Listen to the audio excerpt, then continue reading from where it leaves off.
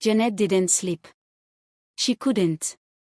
Daniel's threat replayed in her mind over and over like a curse. The video. The consequences. The humiliation. She paced the room until her legs ached, her thoughts spinning fast and frantic. Daniel had evidence. If she wanted to survive, she needed something even stronger. Something that could destroy him if he dared expose her. And then, a thought struck her. Daniel was arrogant. Reckless. Careless when angry. What if he had other secrets, hidden somewhere? What if he wasn't as untouchable as he pretended? Jeanette's heartbeat quickened. She had to find something. Tonight. At 2 a.m., the mansion was silent. Not a sound in the hallways. Not a whisper from the servants' quarters. Only the distant ticking of the enormous grandfather clock in the foyer.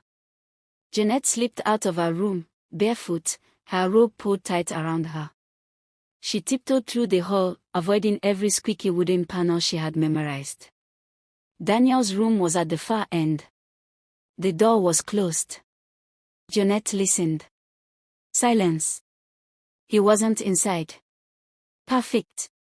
She quickly picked a small safety lock, something she had learned from watching a servant fix her closet weeks ago, and slipped in. The room smelled like Daniel. Arrogance, cologne, and trouble.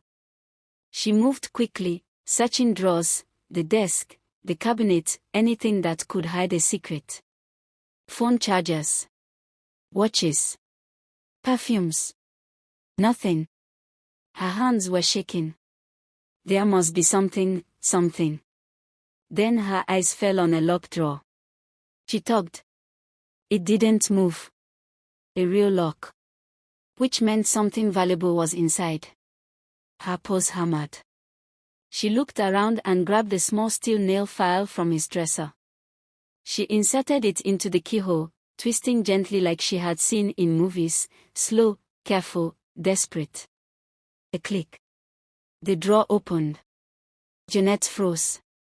Inside was a stack of documents, bank statements, letters, medical files, and on top of them, a white envelope with a hospital logo. She picked it up, hands trembling, and slid out the paper. Her eyes scanned the page. And her breath stopped. DNA test result. Conclusion: no biological relationship between Daniel and David. Her mouth fell open. Her heart pounded.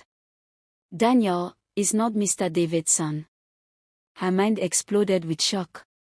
This changed everything. Daniel wasn't the heir. Daniel wasn't even family. Daniel had no claim to the fortune. No right to the mansion. No right to the servant's loyalty. He was nothing but a lie. A fraud. And Mr. David had no idea. Jeanette covered her mouth to keep from gasping out loud. This was it. Her weapon. Her freedom. Her revenge. She placed the paper back exactly as she found it, locked the drawer again, and left the room quietly, but inside her. Fire. Power. Victory. Morning came. Jeanette waited in the private garden, the sunlight bright on her skin, her expression cold and controlled. Daniel walked in moments later, looking smug again, phone in hand.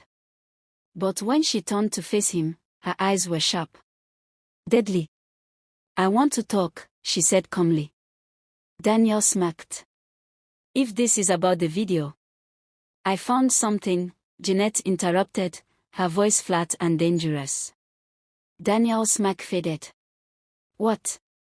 Jeanette stepped closer, her face inches from his. I know your secret, she whispered. I know the truth about you and Mr. David. Daniel went pale. Jeanette leaned in, her voice a poison-coated blade. You're not his son. Daniel flinched like she slapped him. Jeanette smiled slowly. And the best part? Your father doesn't know. Daniel's lips parted in shock.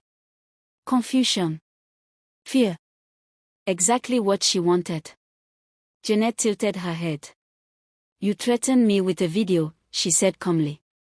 But I have something far worse. She stepped back, watching his expression crumble. If you expose me, Daniel, I'll destroy your entire life. For the first time ever. Daniel had no words. Jeanette had won this round. And she knew it.